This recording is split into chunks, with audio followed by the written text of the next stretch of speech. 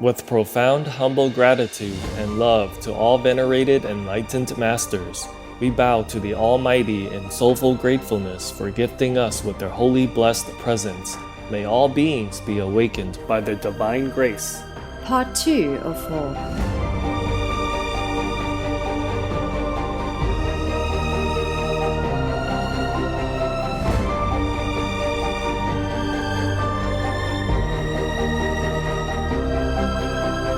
Etc.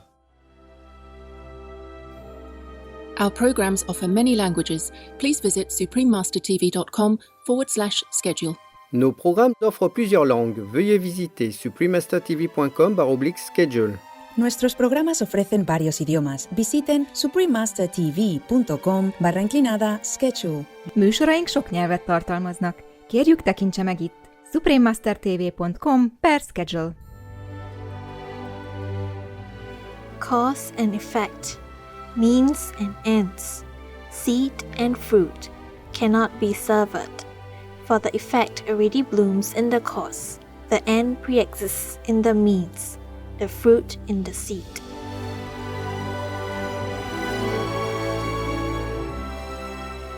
Please continue watching for the insightful writings of American philosopher Ralph Waldo Emerson, vegetarian.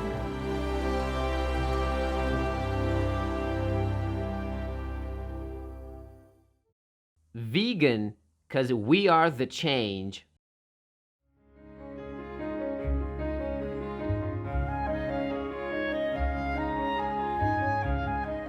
Hello, graceful viewers. I'm Monica. The empathetic people of the United States send you wishes for a bright future with love and peace.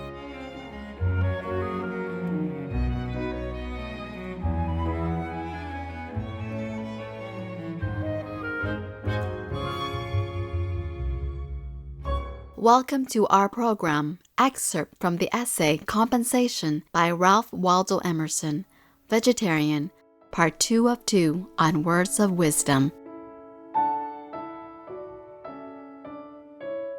Ralph Waldo Emerson was a renowned 19th century American essayist, philosopher, lecturer, poet, and a leader of the transcendental philosophical movement. His literature influenced many celebrated writers, including Henry David Thoreau and Walt Whitman. Emerson is most famous for his essays through which he expresses ideas of freedom, spirituality, individuality, the great ability of humans to have profound realizations, and the relationship between the soul and the surrounding world. Ralph Waldo Emerson traveled widely giving lectures and became well known for his publications, essays, and nature.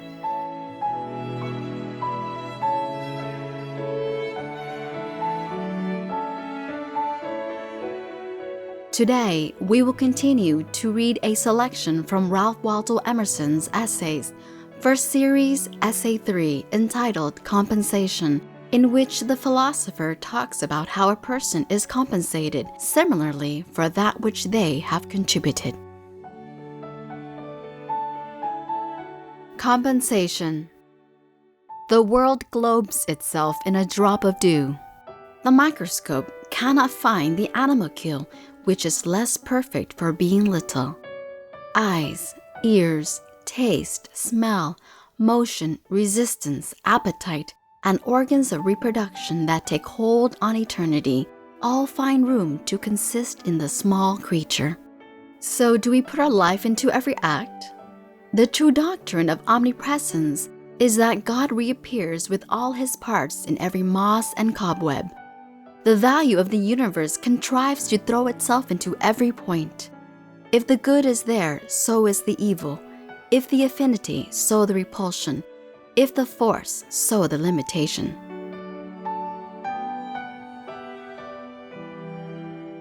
Thus is the universe alive. All things are moral. That soul which within us is a sentiment, outside of us is a law. We feel its inspiration. Out there in history, we can see its fatal strength. It is in the world, and the world was made by it. justice is not postponed. A perfect equity adjusts its balance in all parts of life. The dice of God are always loaded. The world looks like a multiplication table or a mathematical equation which, turn it how you will, balances itself. Take what figure you will, its exact value, nor more nor less, still returns to you.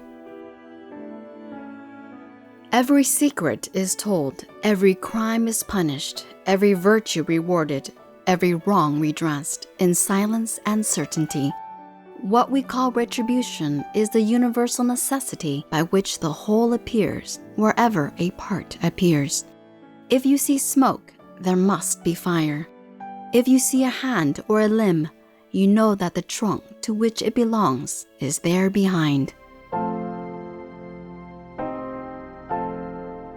Every act rewards itself, or in other words, integrates itself in a twofold manner. First, in the thing, or in real nature, and secondly, in the circumstance, or in apparent nature. Men call the circumstance the retribution. The causal retribution is in the thing and is seen by the soul. The retribution in the circumstance is seen by the understanding. It is inseparable from the thing, but is often spread over a long time, and so does not become distinct until after many years. The specific stripes may follow late after the offense, but they follow because they accompany it. Crime and punishment grow out of one stem. Punishment is a fruit that, unsuspected, ripens within the flower of the pleasure which concealed it. Cause and effect, means and ends, seed and fruit cannot be severed, for the effect already blooms in the cause, the end pre-exists in the means, the fruit in the seed. Whilst thus the world will be whole and refuses to be divided up, we seek to act partially, to sunder, to appropriate. For example, to gratify the senses, we sever the pleasure of the senses from the needs of the character.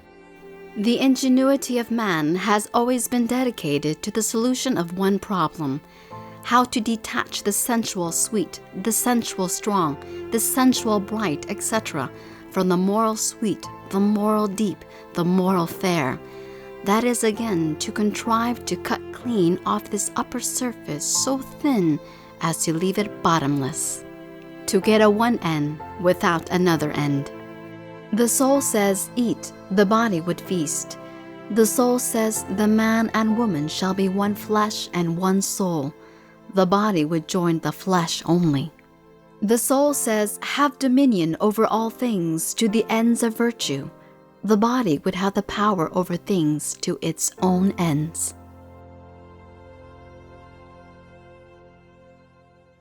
The soul strives to live and work through all things. It would be the only fact. All things shall be added unto it: power, pleasure, knowledge, beauty. The particular man aims to be somebody, to set up for himself, to truck and higgle for a private good, and in particulars, to ride that he may ride, to dress that he may be dressed, to eat that he may eat, and to govern that he may be seen. Men seek to be great. They would have offices, wealth, power, and fame. They think that to be great is to possess one side of nature, the sweet, without the other side, the bitter. This dividing and detaching is steadily counteracted. Up to this day, it must be owned, no projector has had the smallest success. The parted water reunites behind our hand. Pleasure is taken out of pleasant things, profit out of profitable things, power out of strong things.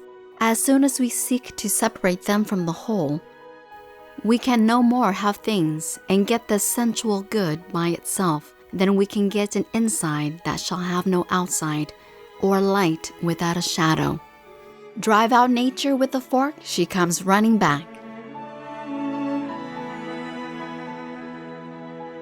Becoming vegan was honestly the best decision I ever made. DJ Tiger Lily, vegan. Noble viewers, we thank you for your company today. Coming up next is Loving the Silent Tears, the musical, part 9 of a multi-part series, right after noteworthy news. Please stay tuned to Supreme Master Television for more uplifting programming. May God bless our world with more wonder and love through heaven's light.